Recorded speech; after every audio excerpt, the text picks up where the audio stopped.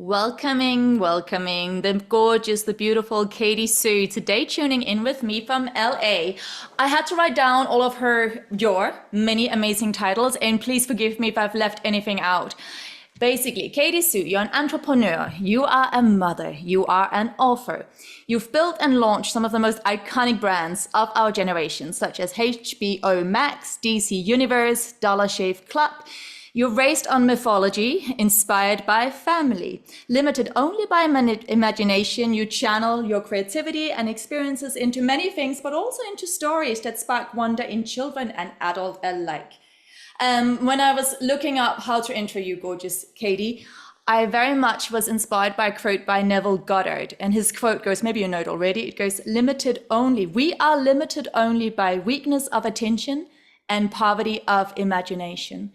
And I hope that sits well with you, because trying to dive in and going, is there a quick intro? And I was like, there isn't. And someone like yourself, you should have a nice long intro. In fact, I'm getting this like image, almost like in Disney, where the queen and the kings, they're introduced, and there's this old guy who's got a scroll and the paper rolls out and he's like, introducing Katie Soo. So that's how I feel on this side. Cool.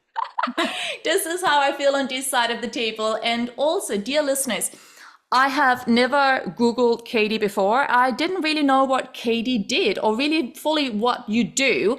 All I knew was that we met up, I think about 2 years ago, the first time, 2.5 years ago. You are the cousin somewhere out in the gorgeous Soo family. You're related to my beautiful, wonderful fiancé, Carl. You and I met, and I just instantly felt a really beautiful connection to you, hence why I asked you on the podcast. And then doing a little bit of research, I was like, how do I intro you in a way that really sort of, in the most beautiful way, concludes and includes everything that you are about. So I've done my best here, but welcome, Katie. It's gorgeous to have you. Yes, thank you for having me. And obviously anything for family. So this was a perfect little serendipitous occasion. Amazing. And so, Katie, what I really love to do, and I always do it with everyone, is in order to understand who you are now, we need to start with the beginning. So can you share with our listeners, where were you born and what kind of family system were you brought into? That's such a great question. Nobody ever starts with that, so I really appreciate it. Well, my origin story is that I was born in the Bay Area, predominantly in San Francisco. When I was little, I grew up in the city and really raised in Chinese tradition and culture. And a lot of that shaped my heritage. So I grew up around family, community, lots of great food, getting together on Sundays, always seeing my grandparents, having really deep connections and relationships with my family and loved ones. And so I think in a lot of ways, that's how I am as well with my family. I love being around family. I love the closeness that you can have. I know sometimes people always say like, oh, it takes a village to raise your kids, or it takes a village to raise a family. But I genuinely just like being a part of the village. And I think it's a lot of fun. And plus, you really only get one family in your life. And of course, the family you choose. And so I think that's pretty much my upbringing in the Bay Area. I subsequently moved to Alameda, went to school there, had a lot of great friends. It was a very small community as well. You'd go to the stores and restaurants and they would be owned by people you went to school with. So I always kind of had this really close-knit community, and it always felt very intimate, even though Bay Area can be quite large. I never really felt that it was too big. Amazing. I loved it. And can I just ask, do you have siblings? Do you have, Mhm. okay. Yes, I have a brother and a sister, and they're still in the Bay Area. And which number are you? I am the third one. You're the third one, so you're the youngest. Hmm. Oh, I loved it. Okay, so you're the youngest, and you were brought up in this beautiful, I'm going to call it like close-knit community where everyone kind of knew each other and supported each other. And I love how you're talking about traditions, and that you really like. I'm already seeing you like around the dining table, and like those are actually things from my own childhood that I really, really valued as well. Whether it was Christmas or Easter, whatever it was that we celebrated, traditions has always been a huge part for me. And when I Mhm. moved to London at 16 and moved country, everything else by myself, that was a massive thing I was missing. So that sense of tradition. And so, okay, so coming from that, and then you moved, where did you move to? Did you say I don't know what that, you moved out of the Bay Area and into what was it called? Los Angeles, you mean now? No, no. You said that you went to school somewhere. So you said you came from the Bay Area and you were with your family, and then all of a sudden you studied somewhere. Was that Oh, outside? Alameda. It's Oh, still, no, it's still in the Bay Area. that's me and my lack of knowledge of the Bay Area. Please forgive me. Okay. And then when did you leave? When did you leave everything that was sort of known to you then? Like, was Los Angeles the first place, or did you move somewhere else in between? Well, I mean, I was very fortunate when I was growing up and I got to travel a lot just because I would save and I would always want to see the world. Probably Hong Kong I'd consider my second home in a lot of ways, but probably the most like home outside of Bay Area is Los Angeles. So I think sometime after college, with a couple years under my belt, I felt that I really wanted to start a new chapter, new surroundings, new beginnings. I also loved what LA represented in storytelling and just everything that it was from an entertainment media perspective. And I just thought that maybe this was the place that was calling me to go. And during that period of time, I lost my father. I lost my father relatively young. And I thought that if there was anything I could do, it was to be inspired by the life he wanted all of us to live. And that was really just to live. So if there was something that I wanted to do, I shouldn't wait to do it. I should just go and do it. And so that probably put me on the path to go and explore. So it was a little bit fearless. Didn't really think everything through. But I packed my bags and I left for Los Angeles with everything I wanted to bring with me and that I owned in a car. And that was almost like 13, 14 years ago. And now LA's home. I loved it. And how old were you at that point? Gosh, I always get this question. I honestly don't remember. It feels Ah. like young, but maybe because of the phase that I was in, Mm. I felt further along in my life than maybe a lot of my peers. And that was a big thing. I remember growing up with a group of friends and people all around me, and I felt like in a lot of ways that I had outgrown them in a lot of life experiences. And one of the best ways to go and nurture your own path and growth is to actually go out and explore. So it was either, going to Los Angeles or maybe traveling abroad and finding a place to settle down and explore. And so I think there was a certain maturity level that I had that I didn't see and feel in the community around me anymore. Oh, And so that's why I left. but that makes complete sense. And also because I know you mentioned that and I'm really sorry that you lost your dad when you were so young. And even if I don't know the exact age, when something like that happens, it changes you and you can't unchange that. Like you at that point, you had entered a state of your life that I'm assuming hopefully that many of your peers hadn't. So then all of a sudden you were kind of isolated, like you said. That would make complete sense. It matures you. And that thing of you were saying that, you know, you wanted to do the things that your dad would have wished for all of you, and to not sit around and wait, because life is so fragile and it's so short. So that completely would have been a springboard, to go to LA. But first of all, I'm really sorry that you lost your dad so young. Is your mom still around? Yeah, my mom is here. Yeah. She's my best friend. We do everything together, and we made a pact, and I made a pact with my dad. And it was for as long as I could, and mom was able, we would celebrate his life every year. So we'd travel, we'd go see new places, we would have new experiences. And I think it's so easy to be in the depths of despair and sadness when you lose a parent. I think it's a lot of us who've gone through this, the thing we say to each other is it's like joining a club you never really wanted to be a part of, but only when you experience it do you truly understand the profound loss of what it means to have a parent gone. And what you choose to do with that loss is entirely up to you. And so what my mom and I did was we just chose every year to be very active and intentional in celebrating his life and celebrating our life and celebrating the living versus being very sad during those moments, which took me a while to adjust to. It obviously didn't happen overnight. And I was so young at the time that It was a lot for me to go through as well, but you're completely right. I think when you were young and you go through something like that, it changes you as a person. You're so much more empathetic. You see things from a very different perspective. The value of things are not as high and as valuable, like material things, like none of that really matters in the end. Because when you go through loss, you realize that you can't really take anything with you, right? It's a saying of from ashes to ashes. The only thing that you can take are your memories and experiences. And perhaps that is probably the most beautiful thing of all anyway. But most people don't think about that. You know, they accumulate all these things. And I remember my mom saying something to me, which was, you spend the first half of your life collecting and accumulating all of these things, and you spend the latter part of your life getting rid of it.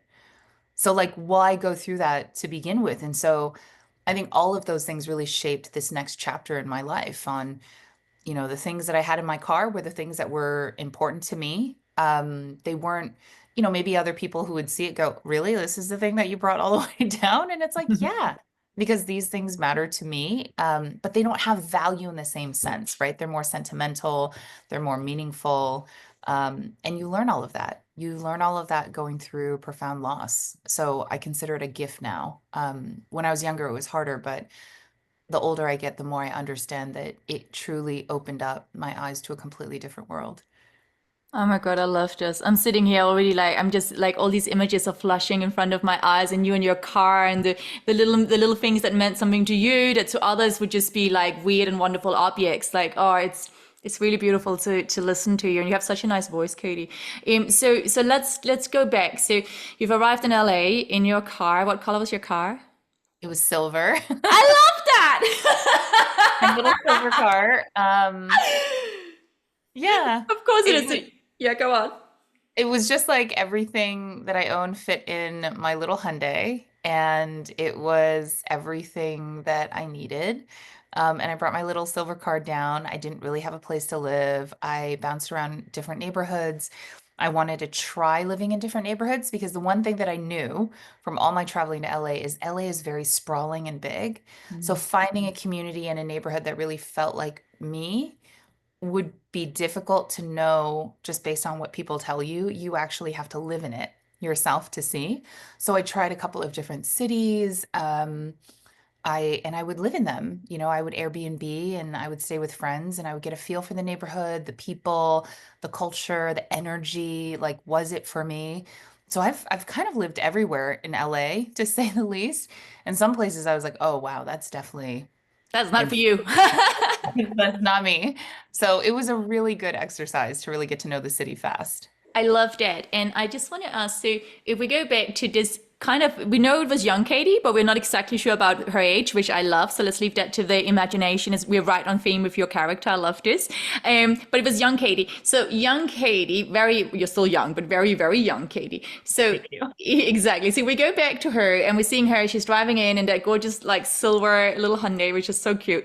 And so what was she dreaming of? I know you mentioned it briefly, but if you just wanted to put it into a one-liner, what was the dream that she carried? I mean, obviously your dad was there in the background as well, bringing you forth, but what was the story? What was the dream?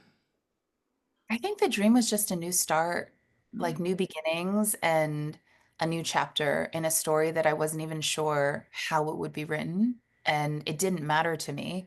What mattered was I was making a change and embracing all of the things that would come with that. I love that. Um, and I think that was probably something that most people, when you're younger, it's a little bit easier to say, throw out the sails and sail away and let's like just go have an adventure. I think I was just looking for an adventure, something new. I love that. And that almost sounds as if it was actually you were running towards love. You were running towards something rather than running away from. And that's really interesting, right? Because in life, most of us, we're either driven by fear or by love. Sometimes a bit of both, but most of the time, one of them is dominant. So this is beautiful for you to go, actually, there's something here for me, and I'm okay with not knowing it all. So that's gorgeous. Let's go back in time a little bit more, just because I'm so curious about this. Let's say when you were around the age of 6, good age where people start asking you like, oh, Katie, what do you want to do when you grow up? What would be your answer? So like 6-year-old Katie, did you know? Oh, I feel like I wrote this in some of my like little things that I did at school. I wanted to be an artist because I loved painting. I loved drawing. It was so much fun. I loved color. And I wanted to be a lawyer because I think that probably was instilled in me as a good Asian kid. So grappling between the lines of like, even at a young age, somewhere between like academically successful, but also artistically free. Exactly. Oh my God, I love the multifaceted layers, which makes so much sense, right? And again, like your intro, like makes so much sense. Like we are not just one thing. So to have this idea that we should want to only explore and express ourselves in one way just seems like a prison to me. So yes, I loved it. Okay, so then you're in LA, you've arrived, you've tried all these different neighborhoods. Some were like a maybe, some were an absolute no, and some was like, yeah, I'm here to stay. And so got to find your people, I'm sure. And then what happens next, Katie? What's a pivot moment in your early years of LA life? I made a very clear intention as somebody who worked in digital and social at the time that I wanted to live somewhere where I would be unplugged from digital, which is kind of ironic. A lot of people would say, like, oh, but you work in this, it's such a hot category and topic right now. Why would you not want to do it at home? And I'd go, because when I go home, I want to unplug and recharge and have that be my place where I can do art, I can read, I can do the things that make me creative and who I am. So I ended up moving to this adorable neighborhood in Laurel Canyon, which, if you know anything about Laurel Canyon, it's just a very beautiful, magical place in a lot of ways. The music in the canyons when people play reverberate through the valley. And so sometimes you actually hear people play. Um, but it's just got like a peaceful, tranquil vibe that felt a lot like Bay Area and home for me, like they had real trees, Yay. like brought in. Um, so I think that really helped ground me as all the other parts of my life started to take shape. It was also around that time that I was pulled in to work on Dollar Shave Club. And so I really jumped into the tech and startup scene here in Los Angeles, Silicon Beach at the time. And it was in Santa Monica. And so I would do the drive from Laurel Canyon to Santa Monica, which is brutal and long. But I didn't really bother me all that much. There was a period of adjustment, obviously, because in the Bay Area, you take the train, like everything's so convenient. And then here you just sit in your car 24/7. But once you kind of like think about what you could be using that time for in the car, and it's really just like your own time, you Mm. tend to be more forgiving sitting in traffic for over an hour. So I did that, and I did that for, quite a bit of time. But it was a lot of fun. So that was probably the pivot in the next chapter of the story in Los Angeles. And it was so fast, it was so crazy. It was the Cinderella story that I was so grateful and happy to be a part of.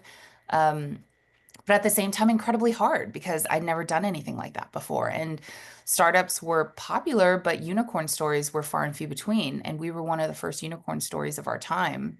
And there were only like three or four of us sitting at an incubator in Santa Monica, building a company from scratch and like figuring things out as we went. And no playbook, no instruction manual, just, regressing to the knowledge we had, best judgment, and building a company from scratch. So it was a different type of excitement. I love this. And I want to ask you, because these are the things that people mostly never get asked. There is always just like, oh, that's so cool, la la la la. And I'm always like, yeah, but you're also a human being. So what happened in the moments where your brain was like, oh, like what's next? What if this thing doesn't come off? Like what kept pulling you forward? What was your sense of purpose at that moment?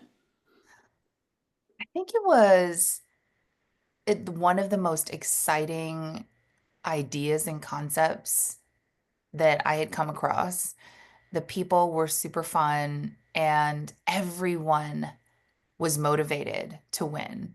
And that type of community and environment, that energy to be around that 24/7 is incredible. I mean, to this day, a lot of founders who were incubated at the same space, we're still friends because you could say it's trauma bonding, maybe for sure. But we were also in the zeitgeist. Like there was a moment in time where direct to consumer businesses were blowing up. We were at the precipice of it. We were pioneers of that space, pioneers of recurring revenue. And we had an incredible fun brand. And we just had to build a business. And everyone was sort of in the same space. And to be around that all day, all night, every day, 7 days a week. It was super energizing. So I think the purpose really came with being surrounded by that and just knowing that you were naturally nurturing growth and you were learning so much. I mean, people ask me all the time, when did you know that you wanted to do what you wanted to do? And there's never a linear playbook for that. It's not like, one day I grew up and I said, I want to be this at this company. Like nobody, that's not, I mean, very rare, but perhaps not for me. I think it was in those moments, I had these moments of clarity where I thought, if I could be doing something for the rest of my life and I could build, invent, explore, and always have these new experiences and always be forced to learn, not always be the smartest person in the room and, constantly push myself, then that sort of self-growth and nurture is something that I would want to pursue for the rest of my life. Oh Just a my student of the universe. I love this, and I'm sitting here because also from what I've always picked up on whenever we've met up is this thing like your desire to inspire, but and to your desire to inspire and empower, but through what appears, at least as an outsider, is your love for a good challenge, your love for actually, you know what I mean? Like it's this, and this is such an important thing because we can sit here and we can have all these dreams, and some of us are really good at taking action, and that's gorgeous. But actually, what we have to get really good at is falling in love with the challenge, like falling in love with kind of the grind, because at times none of this is easy, right? So for you to go like, oh, I kind of really like, no, you didn't call it the challenge, but that thing of like continue to innovate, continue to grow, and continue to discover and express new sides of yourself, new versions of you that sort of continues to be born throughout the challenge, the process being the love, that's so exciting and such an important part. I had this thing myself the other day. I was listening to this podcast and it's by this athlete. And what he discovered is that winning the goal, getting to the top of the mountain, that was a really short-lived affair, right? It's a short-lived affair. And then you get to the top and you win whatever it is you win and you're like, yay, but it's a split second, right? And then actually what he realized was that he loved the pursuit, right? He was in love with the pursuit. And I came in and I was teaching yoga that morning and I was like, I realized again, like just for myself, I was like, I'm in love with the pursuit. I'm actually always in love with the pursuit. Like, because in the pursuit, there's movement. When you get to the top of a mountain, not to say like you don't fall in love with the dream, don't have goals, like have the goals, but know that the goals are actually there to keep you going. Like, and it's the being in the going where you're in flow, where you're in movement. And what you also were talking about, it sounded like this thing of fall in love with failing, fall in love with doing it wrong. So you're learning something. And it's that part that we so often, label as failure. It's the thing we don't want to talk about, but that's the juicy spot. Like that's really exciting. So I loved it that you're sharing all of this. This is so beautiful. Okay, yeah. What do you want to say, Katie? I can see you're like, I want to say stuff. Well, I was just going to say what you said hit the nail on the head for a very specific idea and concept that a lot of my girlfriends recently have been talking about, which is what does success actually mean? And I think for years and decades, we've defined success as, chasing these labels and goals, awards, accolades. Like, who cares? Because at the end of the day, when you get it, that fleeting moment of going and accepting that thing, does it really change your life? Or has your life already changed in the journey of trying to achieve it? Right? And I think that was something that was very profound for many of us who were going through this, like, transition to motherhood and transition to this next chapter and the second act or the third act for many. What does that all mean? And I think you just start to open up your eyes and your heart to something a little bit more profound and larger than yourself, which is you can get all of those things and you can check all those boxes. And when we were younger, perhaps those were the things that we chased because we didn't know any better. We thought getting to the C-suite was, success, or getting this award and recognition was success. Making that list was success. And now I gotta say, like, I couldn't give a shit less. And it's not necessarily because those things aren't meaningful. I think they are very meaningful. I think they have a place in society. They have a place in communities and groups. But for myself and the pursuit of what makes me happy and the people around me happy, I think it really is about self-growth and improvement and maybe knocking on the doors of what people would perceive as challenges. But we as humans, if we don't do that, we don't grow. Then what is the life experience we're meant to have? 100%. And it's always that thing. So, like when you are in a moment of as we always are, leaning into the mystery of life. And then it's like there's so many different opportunities, and which door is the right one in inverted commas to open. And I always say, I always make a joke with my friends. It's like on one hand, in those moments where you're not sure, it's like, oh, why don't they just make a book for life that's like, yeah, this is the life book. I'm on day number 5,300 and I just need to do XYZ. And then I'm walking right through. And it's like, yeah, but if we had that book, there would be no reason to get out of bed. So like, thank God that we don't have that book, right? Thank God that we continue to be a co-author of our life journey. So I love this, which takes me into my next question.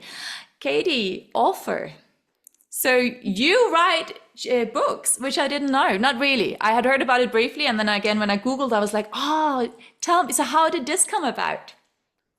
I have always been a writer growing up. I wrote for, local publications. I wrote for anthologies. When I was younger, I accepted a little scholarship to go write for a college paper in a competition, and I won the competition.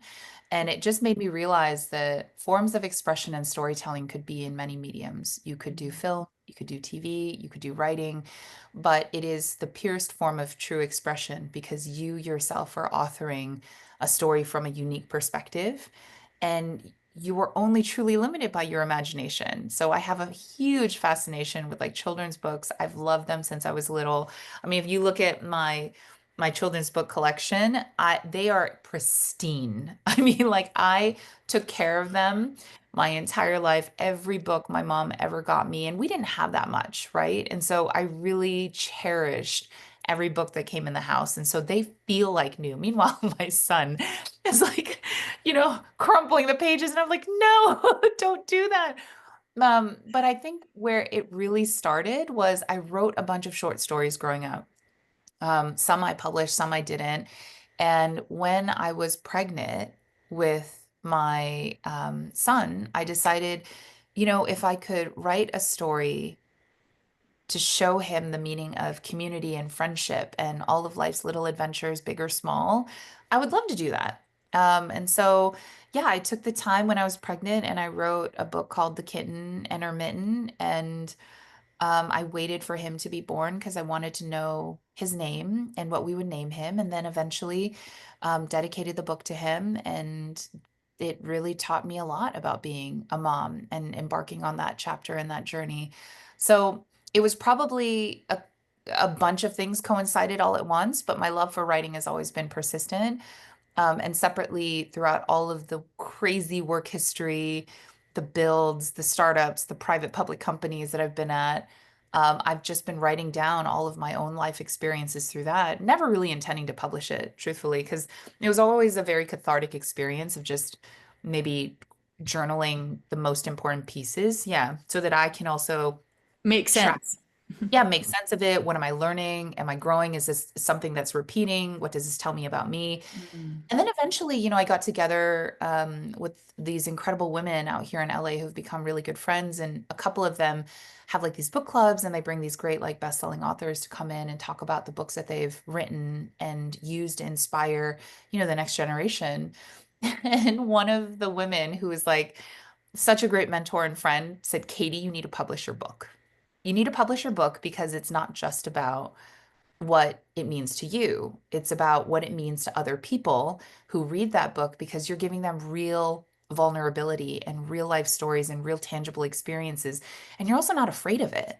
Mm. Like, there are a lot of people who will write advisory books or coaching books, and they're very broad strokes. Mm. They're very they're helpful, but it's almost like a one size fits all. Mm. Whereas mine is really riddled with like a lot of trauma and pain and like things that I've endured, ways that I've navigated it. Not to say that it's right or wrong, but I think you kind of have to know that not every experience is conducive for everyone.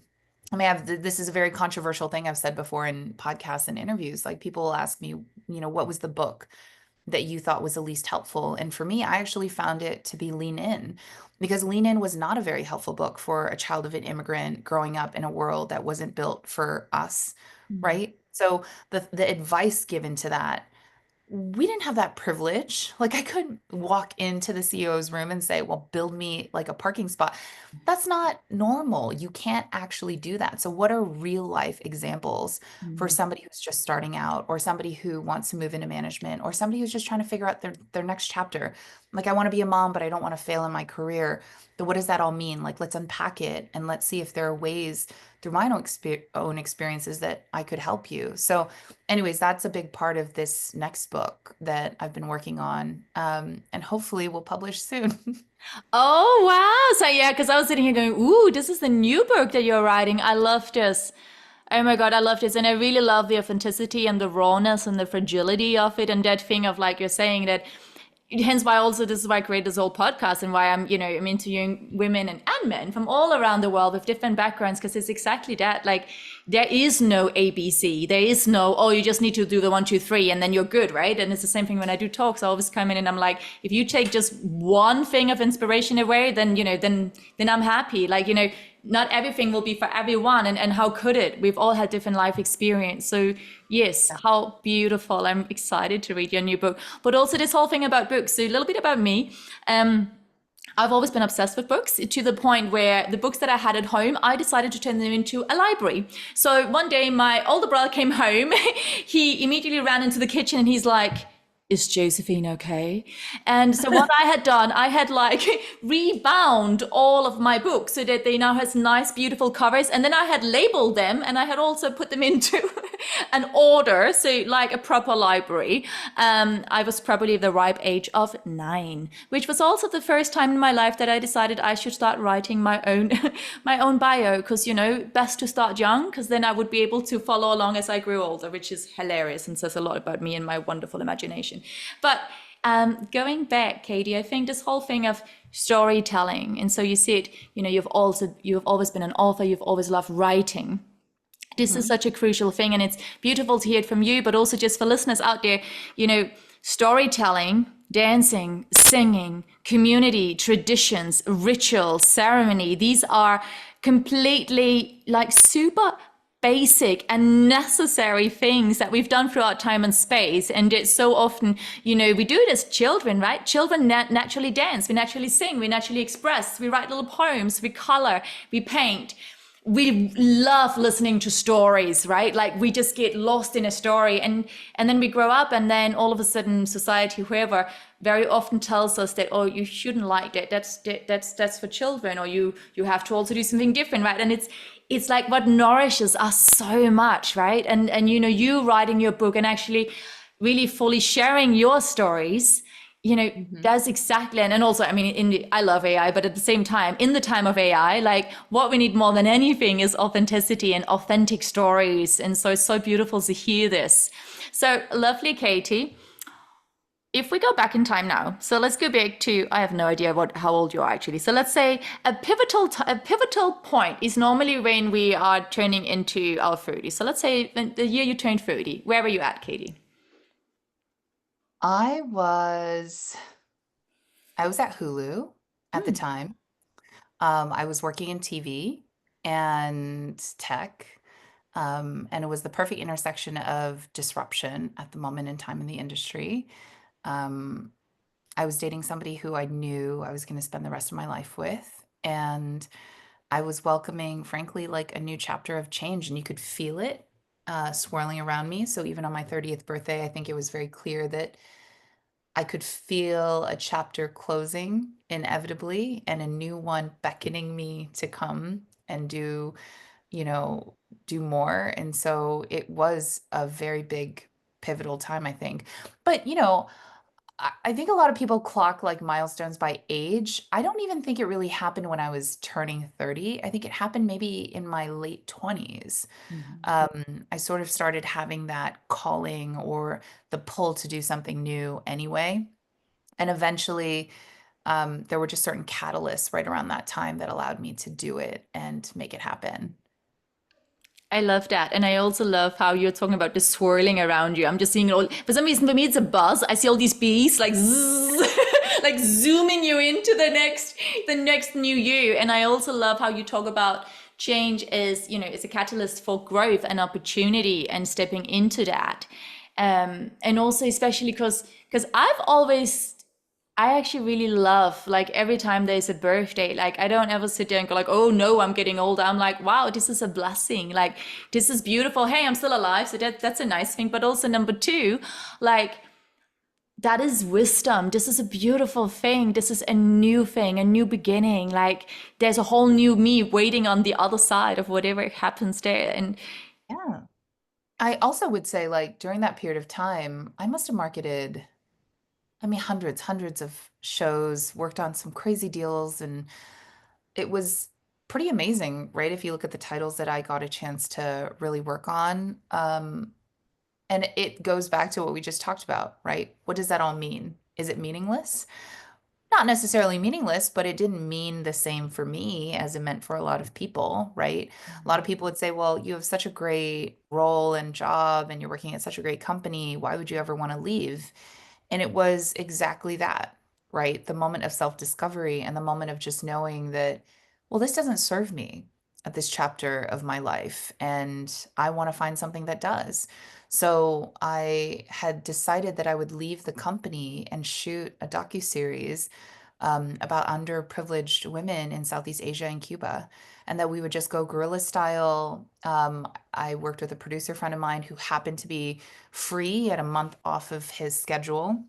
And we just traveled, called local producers and filmographers and translators, and we just ran out into the middle of these like very secluded parts of countries, interviewing women and young girls and asking them, what are the things that motivate you to wake up every day? What is the piece of advice you'd give the younger generation? And it really brought me back to the raw universal themes of what matters to people, because the two things that emerged were so real and emotional that you don't even think about it. Almost every single person we spoke with, every woman had said, I just want to be able to put food on the table for my family. And I want my children to have a shot at education because I was robbed of that when I was growing up. And so you really realize how lucky all of us are, from the vantage points of our lives. And, here are all these incredible women who have sacrificed continuously to shoulder their family, their parents, and then their children. And all they want is the most basic human need of like taking care of their children and making sure that they're okay. There was one particular story, I feel very compelled to share it with you because the story was one of the most moving ones in the entire journey, and we haven't really talked about it since coming back.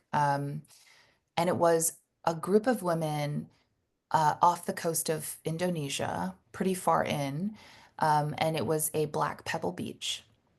And all they would do is every morning around 5 a.m., they would walk about 45 minutes to 60 minutes from their home to the beach. And they would have a little bucket with them and they would just collect the tiny little black pebbles that the waves bring in.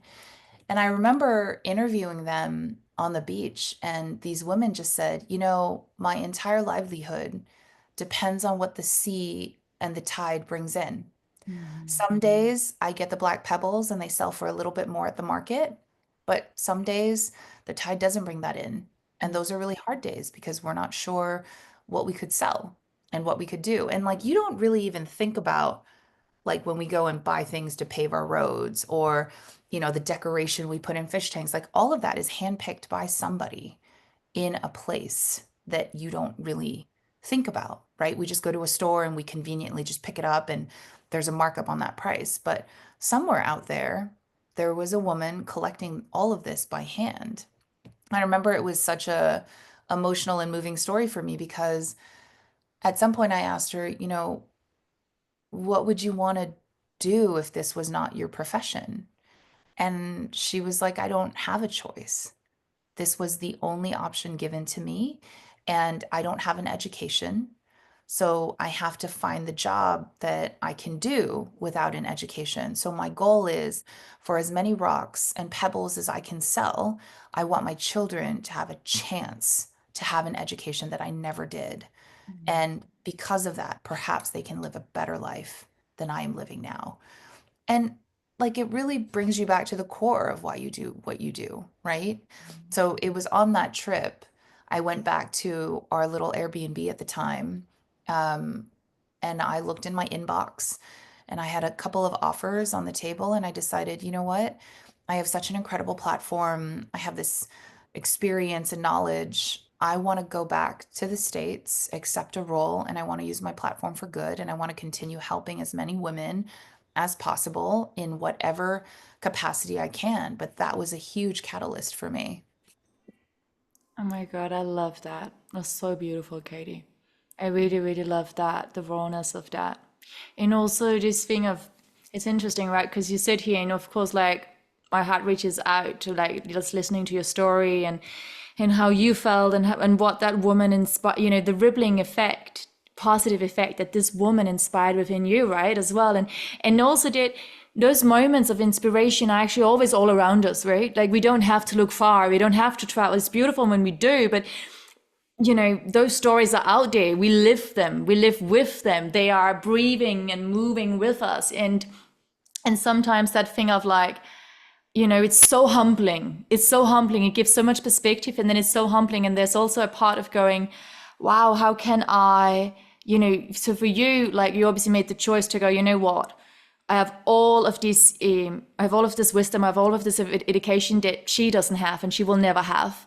But it's almost like, you speak on behalf of her, you are acting on behalf of her, her story is our story, which is Yeah. so moving and so beautiful. And yet there's also like the other contrasting emotion I'm sitting here with now is that thing where you're like, it's just so heavy, right? It's that thing of, oh God, like we live in such in a world where of such great imbalance, such great contrast. But to still go, okay, you went out there, you chose to use her story and let her story move you.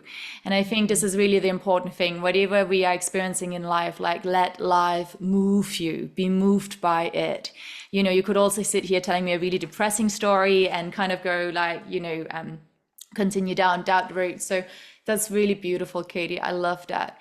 Katie, just because of time, I'm noticing time now. So I could sit and listen to you all day, and it's been such a pleasure. But I want to ask you, with the wisdom that you sit in now, and I'm a little bit inspired by there's a song that's called I've Been a Thousand Different Women. And I feel like that's so appropriate for you as well. Because again, I don't actually know your age and I don't really care. But what I will say is, I think, you look so super young, but I think, your soul is so wise and you've lived so many different lives. And I know we didn't dive into every little aspect of this and that, but everything you've shared with us today, with everything that you said yes to, everything that you say no to, every single time you decided to pivot and spiral down a different avenue of your life. If you had just one or two soul messages for humanity, if you decided to speak for those that can no longer speak, for act for those on behalf of those that can no longer act, what would you share?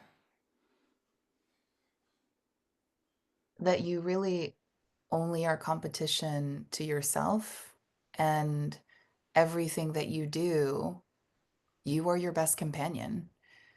And I didn't learn that until much later, I think. But for all the things that you just went through, I look at my own life and the choices I've made. My mom once said to me, and she's such a big inspiration for me in so many ways, but she said, Katie, the older you get, the more you have to be comfortable with the idea of loneliness, because loneliness is the one consistent thing that you will have. Because as you get older, you start losing people, your children get older, you start to lose aspects of things that made your life feel very whole. But that doesn't mean that loneliness is a bad thing. It just means that you need to understand the feeling of loneliness to live with it. And so, it just makes me realize that life is not about living for people. It's about living for your set of life experiences that allow you to move through your life and hopefully inspire and move others, right? And that's the best thing that we can do. And so, talking about writing, I love Robert Frost, and his most famous poem, I think, is The Road Not Taken. And that goes back to this idea of when faced with a choice, choose the one that makes you feel uncomfortable. because the things that you can unlock and achieve, they're so much more beautiful than taking the safe route. And also, you know this more than anything. I feel like we've talked about it. No matter how much you try to run away from the universe will keep beating you with the same lesson and idea until you learn it. And so it's better to just embrace it and, you know, be like water, flow and move and learn and just embrace all of it. Because at the end of our life, when we look back and we read our own book and story of like, how did Katie live her life? How did Josephine live her life? I think a lot of it is making sure that we live life to its fullest capacity. So for me, I think it's all about what I can do actively on a day-to-day basis that I continue walking in the light and I sleep well at night and I fulfill my own purpose that I've set out for myself. And if I can do that, that's all that matters. 100%. Oh my God, I love this so much. And it's so in a line. I mean, can we just sit here and hug virtually? Because I'm just sitting here going, yay! Because Katie, this is so true. You know, I wrote a poem about it. It's just this thing of like the only prison we can never run away from is ourselves, right? We cannot run away from our own mind, our own life experience. And it is also the only memories, like we started out our conversation today talking about, you know, we can accumulate all these things, we can have all these, you know, external marks of greatness. But in the end of the day, it's how who we are when our eyes are closed and no one else is watching. Like that space can be, instead of being alone, can we be all one? Can we bring in all aspects of who we've become, right? And exactly that same thing that you're saying, you know, like choose the path that where you grow the most. So again, going back to kind of like we each as a human being must make our own choice, our own piece of why we're on this planet. Mine has always been, I'm here to learn, and I'm just here to learn the most, because the more I learn, the more my heart gets bigger, the more love I can just inspire just by being me. I can't teach anything. I can just, you know, be who I am, and hopefully it inspires someone else to go, wow, well, if Josie can do that, I can, you know, I can find this in me too, right? And but that thing of like choose growth over anything. Like I don't think we're here to just be comfortable. That's not to say we don't enjoy life, but we're here to grow, and we must always outgrow our own limited belief systems, just like a plant, like busting its roots through the soil. Well, and I'll leave you with this because this is something that I've thought a lot about in the last couple of years. And maybe becoming a mother really allowed me to embrace this piece of it, which is think of all of the generations of powerful, badass women and men who sacrificed, who gave up so many dreams so that you could sit here and achieve yours. That is insane to me that we would not want to reach out and embrace that and take hold of that, because just the three generations of women that I know personally, you know, through my life, like my grandmother and my mother and my great grandmother before that, the choices they made, the war they endured, the poverty, the pain, they did all of that so that we would have a chance to have a choice. So why pick the thing that's going to be safe?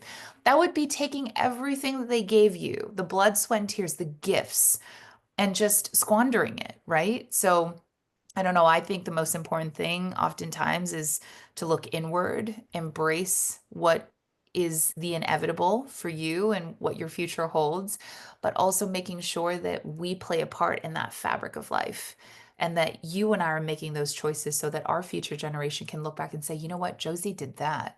And that's badass. And I want to live my life the way that she did because I want to carry that lineage and that heritage and that entire life force forward. And so I've been thinking a lot about that recently, and it's been affecting like a lot of the decisions I make. But I think it's a very powerful way to see life because you are more than just yourself.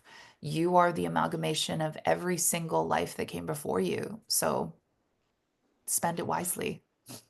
Thank you so much for being part of this thread, this tapestry of life with me here today, gorgeous Katie.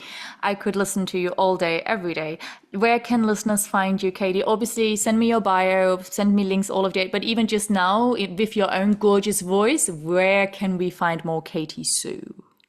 You can find me on Instagram. I do respond to my DMs. I'm not always as fast as I want to be, but Instagram, LinkedIn, TikTok, all the usual suspects. And hopefully when the book gets published, maybe you'll hear my voice through writing. Oh my God. In fact, Katie, please come back. We'll interview you about your book if you're ever in that kind of headspace. Thank you, Katie. Stay on the line just for a second, dear listeners. Thank you. Speak to you soon.